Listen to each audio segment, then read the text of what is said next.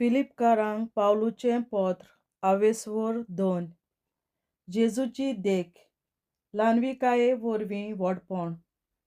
क्रिस्ताच्या एकवटांत तुमच्या जिविताक गोटाय मेळटा तो तुमचो मोग करता म्हूण जाणा जावन तुमकां बुजवण मेळटा न्हय. एकूच पवित्र आत्मो तुमी घेतला न्हय.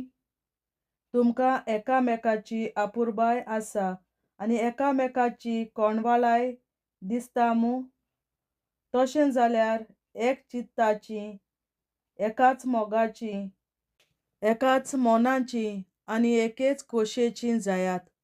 तेन्ना की तुमी म्हाका सारको दादोशी करतल्यात. स्वार्थी आशेन कांयच करूं नाकात. सुखी बोडाय करूं नाकात. पूण कालतेपणान दुसरीं तुमचे वोन व्हरती म्हूण धरात. आपल्या फायद्याचें कितें तें पळोवूं नाकात, पूण दुसऱ्यांक कितें फायद्याक पडटलें तें पळयात. जेजू क्रिस्ताच्या मोनांत आनी काळजांत आसलें तेंच तुमच्या मोनांत आनी काळजांत आसूं दी. देवाच्या सोयंबाचो तो, पूण देवाची गोत ताणें आशेन सांबाळन दवरूंक ना. आपणाकूच खाली केलो, मनशाचें सारकें घेतलें, गुलामा आकार धरलो. मनशाचे गोटीन जिवन ल्हानवीक विनम्र तो जालो. मरण, कुर्साचें मरण आपणाचेर घे पर्यान देवाक तो कालतो जालो. देखूनच देवान ताका उंच स्वर्गार उबारून व्हेलो आनी नांव ताका दिलें सगल्या नांवां वोन व्हडतें. म्हणून आतां सोर रचना स्वर्गार पृथ्वेर पातालांत जेजूच्या नांवा मुखार साश्टांगी वंदन करूं आनी जेजू क्रिस्त सुमी म्हूण परगट करूं. सगल्यो जिबो उमाळ्यान देवा बापाक महिमा दिवं. संवसाराच्या काळोखाचेर जिगजिगीत नखेत्रां म्हणटच म्हज्या प्रितीच्यानो, हांव तुमचे मोदें आसलों तेन्ना तुमी म्हज्या उतराक कालतीं आसल्यात. त्याच भाशेन आतां हांव तुमचे तावन पयस आसतना तुमी कालतीं आसची अदीक गरज. आनी तुमची पूर्ण सुटका तुमकां मेळचे खातीर भियोन आनी कांपून प्रयत्न करीत रावात. कित्याक म्हणल्यार आपली मोगाची येवजण शांती पावयसर खुद देव तुमचें मन थीर करीत आसा आनी त्या पोरमोणें जिवंक तुमकां बळ दीत आसा. गुणगुणून वो विवाद करिनासतना कितें करचें आसा तें करात. हे भाशेन तुमी निरपराधी आनी निर्मळ देवाचीं भुरगीं जावंक पावतल्यात.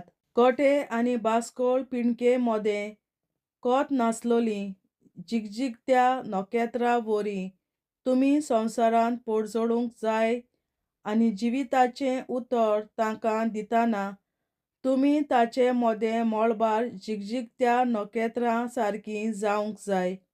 अशें तुमी चलशात जाल्यार सगळे म्हजे प्रयत्न आनी कश्ट निर्फळ जावंक नात म्हूण क्रिस्ताच्या दिसा म्हाका अभिमान भोगूंक कारण आसतलें. खरेंच देवाक भेटयलोल्या तुमच्या भावार्थाच्या योजनाचेर म्हजेंय रगत वारोवन समर्पण करचें पडलें तर हांव खुशाल आनी तुम्हा सगल्यां बरोबर हांवूय संतोश भरीत जातलों. तशेंच तुमीय खुशाल जावन म्हजे बरोबर संतोश भरीत जायात. तिमोथाचें आनी एफ्रोदिताचें काम. तिमोथाक बेगीन तुमचेशीं धाडूंक जातलो म्हूण हांव सुम्या जेजूचेर पातयेतां. हे भाशेन तुमची खबर घेवन म्हजें मन समाधान जातलें. म्हजेच काळजा मोनाचो आनी तुमची खऱ्या मोनान काळजी घेवपी दुसरो कोण म्हजे लागीं ना. हेरां सगल्यांक जेजू क्रिस्ताचें पडूंक ना. ते आपलेंच पळोवन आसात. पूण तिमोथ कसो चल्ला तो तुमी तर देखला. एक पूत आपल्या बापायच्या वांगडा काम करता तशें ताणें म्हजे बरोबर शुभ वर्तमानाचें काम केलें. म्हजें कितें जातलें तें म्हाका गमल्या उपरांत ताका बेगीनच तुमचेशी धाडूंक जातलें म्हूण रावतां, आनी हांवूच रोखडो तुमचेशी पावतलों म्हूण म्हाका सुमयाचेर विस्वास आसा. आमच्या भावा एप्रोदिताक तुमचेशी धाडची गरज आसा म्हूण म्हाका दिसलां. म्हज्या वावरांत आनी म्हज्या झुजांत तो म्हजो वांगडी जावंक पावलो. तुमी ताका पाठयल्लो म्हणून हांगा येवन ताणें म्हाका आदार दिलो. तो तुमकां सगल्यांक पळोवंक आशेतालो आनी आपूण पिडेस्त जाला म्हूण तुमकां खबर पावली देखून ताका खोंत जाली. खरेंच तो एकदम बरो नासलो आनी मरूंक पावलोलो, पूण देवान ताची दया केली. ताचीच न्हय, पूण म्हजी ताणें दया केली आनी म्हजेर दुखाचेर दूख पडनाशें केलें.